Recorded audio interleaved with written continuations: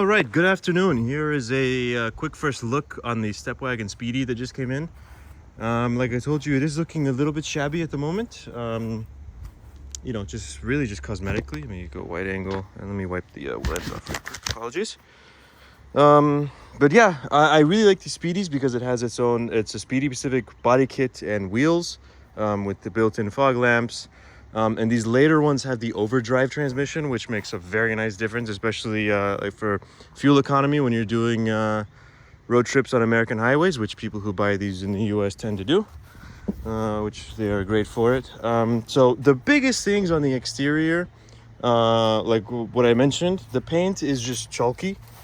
Like by what I mean is, I'm not sure you can hear it or not, but it's just very dull, kind of like chalk. You can run your hand along it and it leaves a residue on it. I've restored a lot of these paint jobs. As long as they're not like sunburned, they're fine. Like they'll come back perfectly fine. So I'm not worried about that. Like I told you, I like to buy them like this because it's very good for like the, you know, side by side, like before and after shots, you know, which people like to see.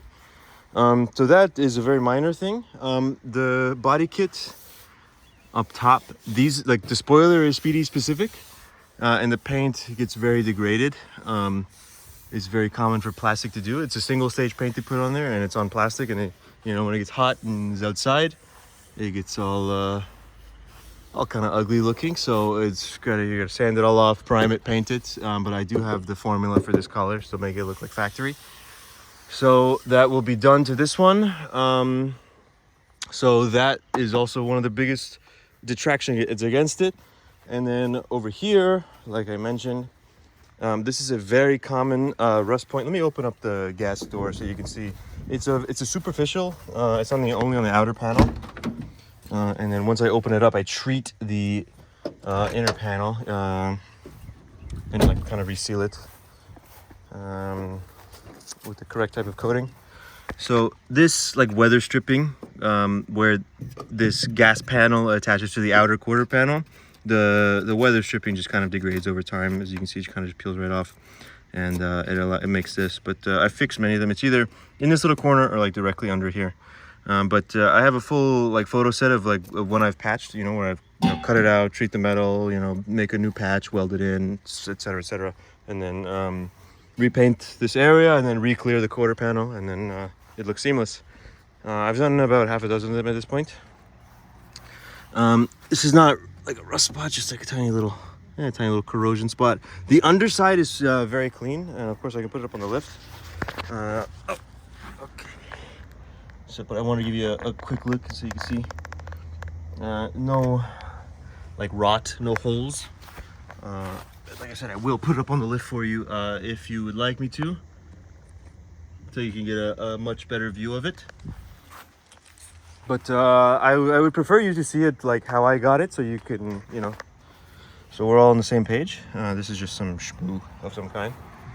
Interior is quite nice, and the Speedies get a really nice and sporty looking black interior. I should also mention these headlights would also be refinished, and fog lamps. They have restored many of these. They also do well. If you haven't caught it already, my main passion is to use restoration, mainly auto body and paint. It's what I do enjoy doing, and here lately enjoy making content about it. Interior is very nice. No bolster wear. The Stepwagens are very much like I've had probably over 20 at this point. The interiors are very high quality. I've never had one ripped. Like the fabric is very, very high quality, and I really like this black because most of them are gray. Mat set is in good shape. Very tiny, like very minimal, like heel wear. Usually it's already kind of worn through. Stock radio. This is what I was referring to, the overdrive transmission, which is very nice. Previously, they were only just 4-speed, and this is 4-speed with overdrive. So it makes a hell of a difference. Honda service, which is very nice to see, and also Honda timing belt sticker. You know it's Honda because the factory specifies that you put the timing belt sticker here, and when it's done by an aftermarket shop, it's usually like on the engine itself or in the engine bay. But that would imply it was done by Honda themselves.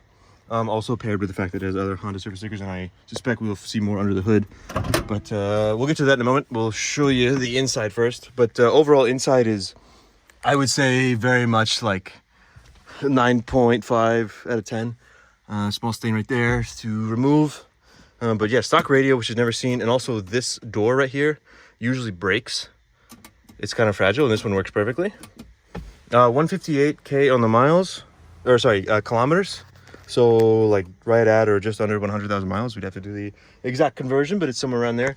Auction sheet, which you asked for, it was ungraded, and I'll send you an image of just this, so you can have this translated, but it was ungraded, which I like to buy. I've got a lot of great deals that way. It certainly doesn't scare me. And yeah, they did mention the C1, so a very minimal severity corrosion spot. And then just, that's pretty basic, just kind of some marks and scratches and a couple dings, which is pretty consistent with the age. Fog lamp button. Doesn't appear to have been smoked in. Yeah, this thing is like new. No ash residue, looks like just regular dust. But, and of course there's no odor of cigarette. There's no kind of brown marks, you know, how you would usually see. You get the cup holders. I'll give it a cold start here shortly. No manuals, unfortunately, which I do like to see them, but they're not always there. Let me open up the rear area.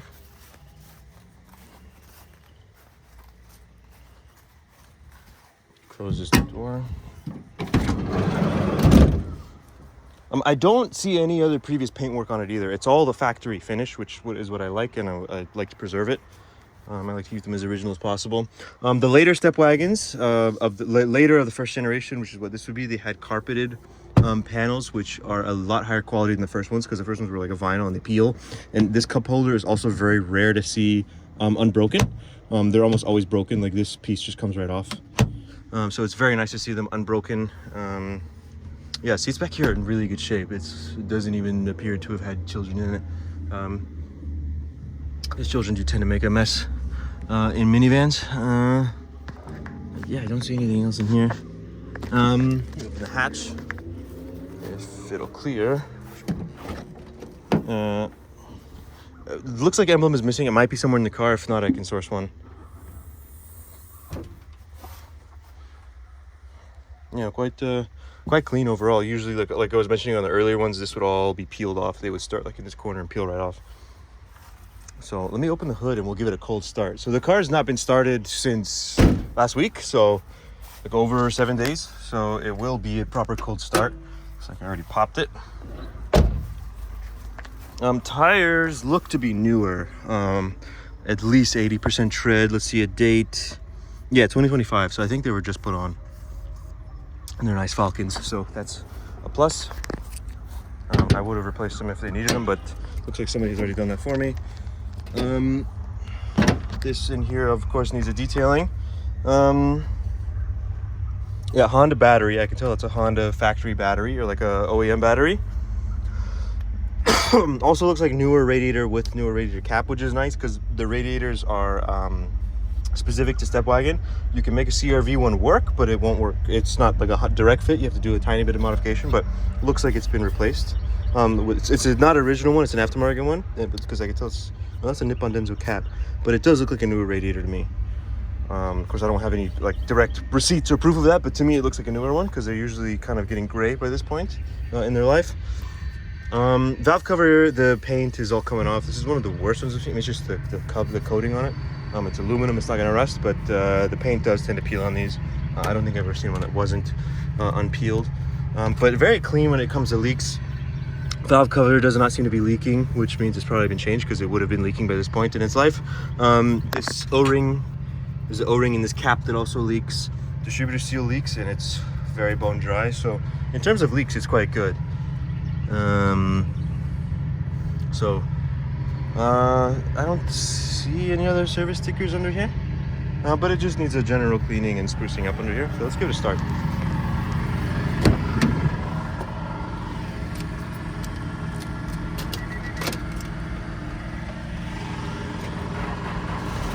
So I've not really driven it. I just moved it off the truck, so battery's still weak, but we did start it. Sounds like we have a squeaky belt. So I can replace the accessory belt, not a big deal. So, like I said, I like to go through them and make it, as turnkey as possible. Of course, they are older vehicles. They will probably need to address something at some point, but they are, I do try to go through them as well as I can. So, engine runs great, but it just sounds like it just needs a belt of some kind, which is not a hard fix.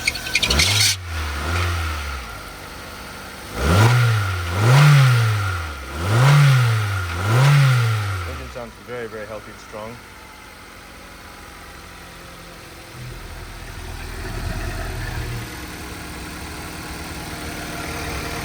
Blow by. It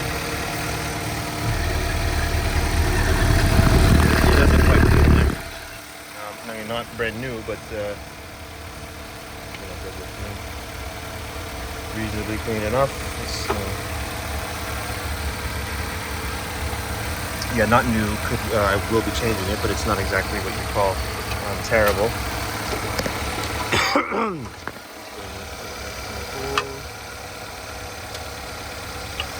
A little bit tricky on these.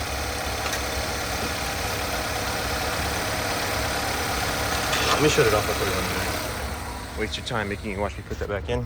Shut it off.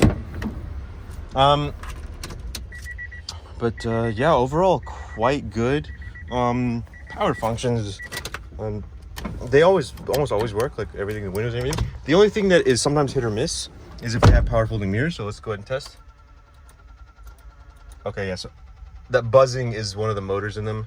The gears are stripped out. That's common. I think out of all the ones I've had, I think I've only had one where they both work perfectly. So power folding mirrors don't work, but the power adjustment, I think this one's like a little stuck. Let me try to help it. Okay, so power adjusting mirror isn't working. That one is. So that is to be noted. Power adjusting mirror is not working on that one. Auto up, auto down on this side. That one's working. Battery voltage is a little low, so it's going to be a little slower. Oh, I forgot to test if AC was working. Oh, it needs to be driven, really.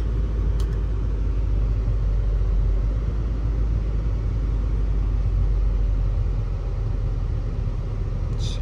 It will take it a moment to get cold because it has been sitting. But I do feel it getting colder. So they almost never have AC issues either. And of course, dome light's working. Radio does come on. Yeah, it does get cold. Yeah, if there's anything else you'd like to see out in greater detail, please let me know. I usually will do these long form videos whenever they're pretty much like retail ready or done. But I also, I'd like you to see it when it's in the state I've gotten it, since I've just gotten it in. So if there's anything else you'd like to see on it in greater detail, please let me know, and I'll be happy to show you. Otherwise, thank you very much for watching.